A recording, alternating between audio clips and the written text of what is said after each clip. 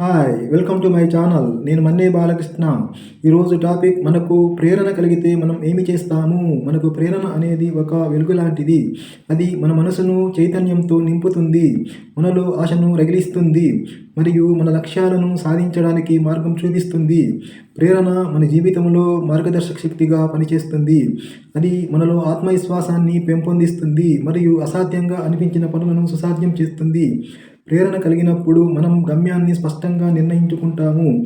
అలసట, నిరుత్సాహం వంటి భావాలను అధిగమించి మన ప్రయాణంలో ప్రతి అడుగును ధైర్యంగా ముందుకు వేస్తాము.